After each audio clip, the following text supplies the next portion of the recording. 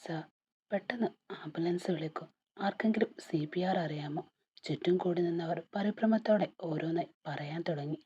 ആദിത്യൻ വിറക്കുന്ന കൈകളോടെ അനന്യയുടെ മൂക്കിന് സമീപം വിരൽ ചേർത്തു. ശ്വാസം വളരെ നേരിയതാണ്. അവൻ സ്വയം മന്ത്രിക്കുന്നത് പോലെ പറഞ്ഞു. സർ, സമയം കളയരുത്. ആശുപത്രിയിലേക്ക് കൊണ്ടുപോകണം, ഒരാൾ തിടുക്കത്തോടെ പറഞ്ഞു.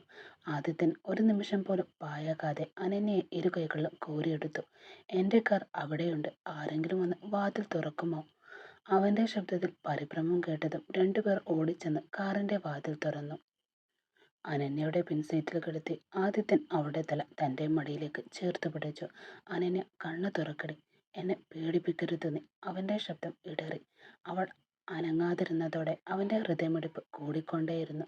സ്റ്റിയറിംഗിന് മുന്നിലിരുന്ന ഉടൻ കാർ അതിവേഗം ആശുപത്രിയിലേക്ക് കുതിച്ചു. ഓരോ സിഗ്നലും ഓരോ നിമിഷവും അവന് മണിക്കൂറുകൾ പോലെ തോന്നി. റിയർ വ്യൂ മിററിലൂടെ വീണ്ടും വീണ്ടും അവളുടെ മുഖത്തേക്ക് നോക്കിക്കൊണ്ട് അവൻ വിറയുന്ന ശബ്ദത്തിൽ പറഞ്ഞു. ഒന്നും സംഭവിക്കില്ല, ഞാൻ നിന്നെ രക്ഷിക്കും. ആശുപത്രിയുടെ മുൻവശത്ത് കാർ നിർത്തിയതും ആദിത്യൻ അനന്യെ കോരിയെടുത്ത് അകത്തേക്കോടി. ഡോക്ടർ, എമർജൻസി, ആരെങ്കിലും ഒന്ന് ഉടൻ വരുമോ? അവൻ അലർച്ച കേട്ടതും നഴ്സുമാർ ട്രോളുമായി ഓടിയെത്തി. ഇവിടെ കിടത്തി. പെട്ടെന്ന് അനന്യ ട്രോളിലേക്ക് മാറ്റിയ ഉടൻ ഡോക്ടർ പരിശോധിക്കാൻ തുടങ്ങി. പേഷ്യന്റിന്റെ പേര്? അനന്യ. ബന്ധുക്കൾ ആരാണ്? ആദിത്യൻ ഒരു നിമിഷം മിണ്ടാതെ നിന്നു. സർ, നിങ്ങളാരാണ്? അവൻ മറുപടി പറയുന്നതിന് മുമ്പ് ഡോക്ടർ വീണ്ടും ചോദിച്ചു. പേഷ്യന്റുമായുള്ള നിങ്ങളുടെ ബന്ധം? എനിക്കവളുമായി യാതൊരു ബന്ധവുമില്ല എന്ന് മനസ്സ് ആവർത്തിച്ചു പറഞ്ഞുകൊണ്ടേയിരുന്നു. പക്ഷെ ആ നിമിഷം അവളെ നഷ്ടപ്പെടുമോ എന്ന ഭയം മാത്രമാണ് അവന്റെ ഉള്ളിൽ നിറഞ്ഞു നിന്നതും. അറിയാതെ തന്നെ അവന്റെ ചുണ്ടുകളിൽ നിന്ന് വാക്കുകൾ പുറത്തേക്ക് വന്നു. അവൾ എന്റെ ഭാര്യയാണ്. ആ വാക്കുകൾ കേട്ട നിമിഷം അവൻ തന്നെ ഒന്ന് ഞെട്ടി. ഡോക്ടർ കൂടുതൽ സമയം കളയാതെ നഴ്സിനോട് പറഞ്ഞു. ഉടൻ ചികിത്സ തുടങ്ങും. കൺസെന്റ് ഫോമിൽ ഭർത്താവിന്റെ ഒപ്പ് വാങ്ങണം. ആദിത്യനൊന്നും ആലോചിക്കാതെ ഫോമിൽ ഒപ്പിട്ടു. ഓപ്പറേഷൻ തിയേറ്റർ വാതിൽ മെല്ലെ അടഞ്ഞു. അതിന്റെ മുകളിൽ ചുവന്ന ലൈറ്റ് തെളിഞ്ഞു. ആ വാതിലിനപ്പുറം അനന്യയുടെ ജീവൻ രക്ഷിക്കാനുള്ള പോരാട്ടം അവിടെ നടക്കുന്നു. ഈ വാതിലിനിപ്പുറം അവളോട് തനിക്ക് യാതൊരു ബന്ധവുമില്ല എന്ന് സ്വയം വിശ്വസിപ്പിക്കാൻ ശ്രമിച്ചിരുന്ന ആദിത്യന്റെ മനസ്സ് ആദ്യമായി ആ വാക്കുകളെ നിഷേധിച്ചു. അനന്യ ഇപ്പോഴും അബോധാവസ്ഥയിൽ തന്നെയാണ്. ഐസിയുവിന്റെ വാതിൽ മുന്നിലിരുന്നു ആദിത്യന്റെ കണ്ണുകൾ ഇടയ്ക്കിടെ ആ ചുവന്ന ലൈറ്റുകളിലേക്ക് നീണ്ടു. ഓരോ നിമിഷവും അവന് ഓരോ യുഗം പോലെ തോന്നി.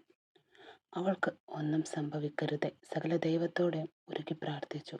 അവന്റെ മനസ്സ് വീണ്ടും വീണ്ടും പ്രാർത്ഥിച്ചുകൊണ്ടേയിരുന്നു. അപ്പോഴാണ് ആശുപത്രിയുടെ ഇടനാഴിലെ രണ്ട് പോലീസ് ഉദ്യോഗസ്ഥർ അവന് നേരെ നടന്നു വന്നത്. അവരുടെ മുഖത്തെ ഗൗരവം കണ്ടതും ആദിത്യന്റെ നെഞ്ചിൽ ഒരു അജ്ഞാത ഭയം നിറഞ്ഞു. സർ, ഞാൻ ചെയ്ത തെറ്റ് എന്താണെന്ന് എനിക്ക് ഇപ്പോഴും മനസ്സിലാകുന്നില്ല. പോലീസ് വാഹനത്തിനരികിൽ നിന്നുകൊണ്ട് ആദിത്യൻ പതിഞ്ഞ ശബ്ദത്തിൽ പറഞ്ഞു. പോലീസ് ഉദ്യോഗസ്ഥർ അവനെ ഒന്ന് നോക്കി.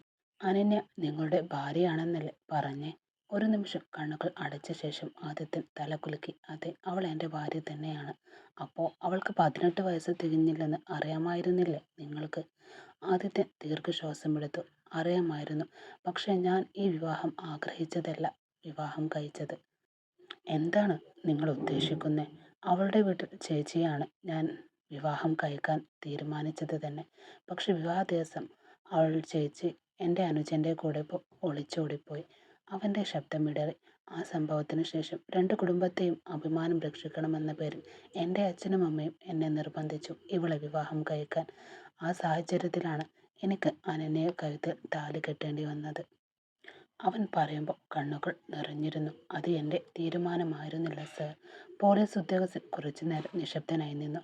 നിങ്ങൾ പറയുന്നതിൽ സത്യമുണ്ടാകാം, പക്ഷെ നിയമം സാഹചര്യങ്ങളല്ല നോക്കുന്നത്. ആദ്യത്തെ നിസ്സഹായനായി ഒന്ന് ചിരിച്ചു. ഒരു കുടുംബത്തിൻ്റെ മാനത്തിന് വേണ്ടി ഞാൻ ചെയ്ത കാര്യമാണ് ഇന്നെൻ്റെ ജീവിതം തന്നെ നശിപ്പിച്ചത്. നിങ്ങളുടെ വിശദീകരണം അന്വേഷണത്തിലും കോടതിയിലും രേഖപ്പെടുത്താൻ കോൺസ്റ്റബിൾ മുന്നോട്ട് വന്നു.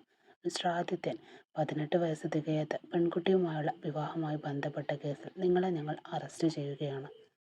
വിലങ്ങ് കൈകളിൽ വീണ നിമിഷം ആദിത്യൻ ആശുപത്രിയിലേക്കൊന്ന് തിരിഞ്ഞു നോക്കി. ഐസിയുവിൽ ജീവന് വേണ്ടി പൊരുതുന്ന അനന്യ. ഒരു നിമിഷം പോലും അവളെ സ്വന്തമെന്ന് അംഗീകരിക്കാൻ തയ്യാറാകാതിരുന്ന താൻ, അതേ അനന്യയെ രക്ഷിക്കാൻ ജീവൻ പണയം വെച്ചതും താൻ തന്നെ.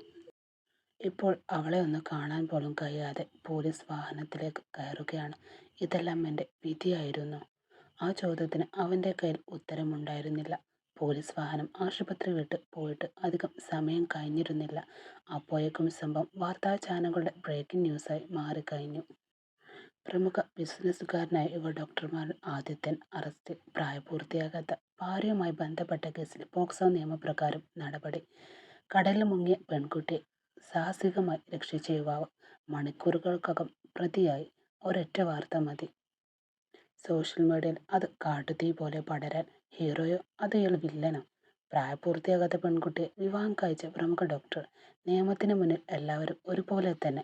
ചർച്ചകൾ ഒന്നിനു പിന്നാലെ ഒന്നായി തുടർന്നു. എന്നാൽ അതേസമയം ആദിത്യന്റെ വീട്ടിൽ ടെലിവിഷൻ വാർത്ത കണ്ട നിമിഷം അവന്റെ അമ്മയുടെ കയ്യിൽ നിന്നും ചായക്കപ്പ് താഴേക്ക് വീണ് ചിന്നിച്ചിതറി. എന്താ? ശബ്ദം കേട്ട് ഹാളിലേക്ക് വന്ന അച്ഛൻ ടെലിവിഷനിലേക്ക് നോക്കിയെന്ന് ഒരു നിമിഷം സ്തംഭിച്ചു പോയി. സ്ക്രീനിൽ വിലങ്ങണഞ്ഞ് പോലീസ് വാഹനത്തിലേക്ക് കയറുന്ന ആദിത്യന്റെ ദൃശ്യങ്ങളായിരുന്നു അത്. ആദി, അമ്മ വിറയുന്ന ശബ്ദത്തിൽ വിളിച്ചു. ഇത് നമ്മുടെ മോനല്ലേ? അച്ഛനൊന്നും പറയാനും കഴിഞ്ഞില്ല. കണ്ണുകൾ ടെലിവിഷനിൽ തന്നെ ഉറച്ചു നിന്നു. ന്യൂസ് റീഡറുടെ ശബ്ദം വീണ്ടും മുഴങ്ങി. 18 വയസ്സ് തികയാത്ത ഭാര്യയുമായുള്ള കേസിൽ പ്രമുഖ ബിസിനസ്സുകാരൻ ആദിത്യനെ പോലീസ് അറസ്റ്റ് ചെയ്തു. ആ വാക്കുകൾ കേട്ടതും അമ്മ പൊട്ടിക്കരഞ്ഞു. ഞാനാണ് എൻ്റെ മകനെ ജീവിതം നശിപ്പിച്ചത് തന്നെ. അവർ നിലത്തേക്ക് തളർന്നിരുന്നു. അച്ഛൻ്റെ കണ്ണുകളും നിറഞ്ഞു നിന്നു. ആ ദിവസം ആ വിവാഹത്തിന് നമ്മൾ അവനെ നിർബന്ധിച്ചില്ലായിരുന്നെങ്കിൽ ബാക്കി പറയാൻ അദ്ദേഹത്തിന് കഴിഞ്ഞില്ല. ആദിത്യൻ എത്ര ശക്തമായി ആ വിവാഹത്തിനെ എതിർത്തത്. മൂത്ത മകൾ ഒളിച്ചോടിയത് 2 കുടുംബങ്ങളുടെയും അഭിമാനം രക്ഷിക്കാമെന്ന പേരിൽ താനും ഭാര്യയും ചേർന്നാണ് അനന്യയുടെ കഴുത്തിൽ താലി കെട്ടാൻ അവനെ നിർബന്ധിച്ചത്. ഓരോ ഓർമ്മയും അദ്ദേഹത്തിന്റെ മനസ്സിൽ കുത്തി നോവിച്ചു.